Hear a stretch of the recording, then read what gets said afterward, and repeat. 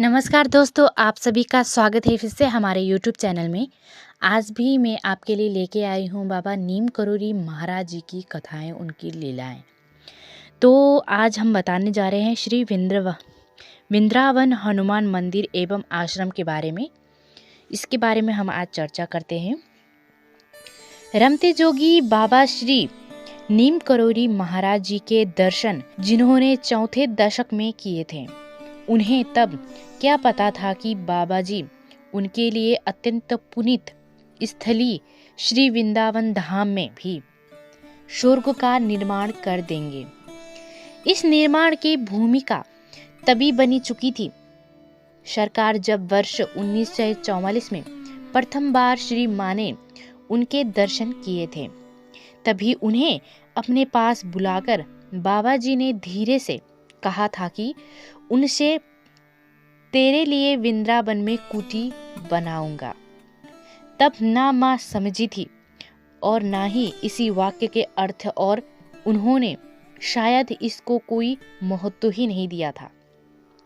पर सरकार का सिद्ध कथन कालांतर में वृंदावन में श्री मां महाराज जी की कुटी ही नहीं वरन एक विशाल क्षेत्र में बाबा नीम करोली आश्रम एवं श्री हनुमान मंदिर तथा वृंदावनेश्वरी के भी मंदिर बन गए हैं। यही बाबा जी महाराज जी का विशाल समाधि मंदिर भी स्थित है।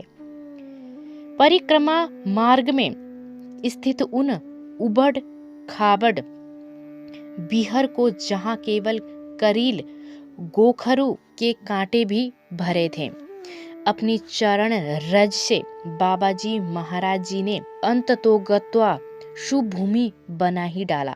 जब तब वहां आकर हाथी बाबा की एकमात्र कुटी में चबूतरे पर आकर बैठ जाते थे और अपने संकल्प की ही तुष्टि पुष्टि हेतु मनन करते थे। अपने परिकरों को वृंदावन शहर में विभिन्न धर्मशालाओं में छोड़कर स्वयं परिक्रमा मार्ग के उस बिहेड़ क्षेत्र को आश्रम में परिवर्तित करते रहते थे। जब श्री मां ने उस स्थान को देखकर कहा कि यहाँ कहाँ जमीन ले ली महाराज, इसे सुनकर बिहाड़ में कौन आएगा दर्शन करने, तो श्री मुख से ये शब्द निकलते थे, देखना इस क्षेत्र में एक दिन नगर बस जाएगा। मनसा सिद्ध बाबा जी के ये शब्द आज कितने सार्थक सिद्ध हो रहे हैं, स्थान में जाकर स्वयं देखा जा सकता है। जहां संध्या काल के उपरांत जाने पर अपने जान माल का कोई भरोसा ना रहता था, वहीं आज छोटा नगर बस गया है।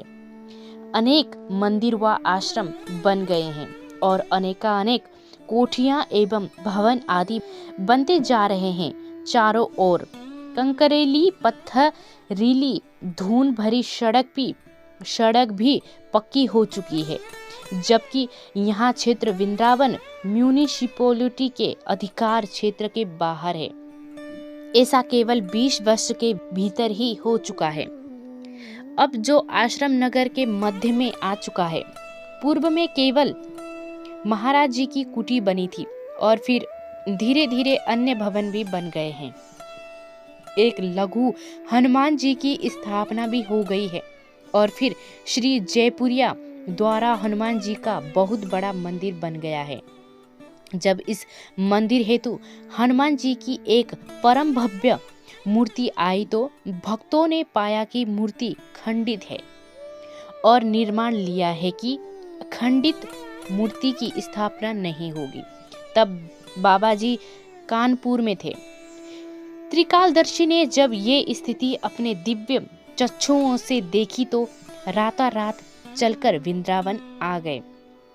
सुबह अपने पास सबको बुलाया और पूछा, कहाँ खंडित है मूर्ति? सबने देखा पर कहीं भी मूर्ति को खंडित नहीं पाया।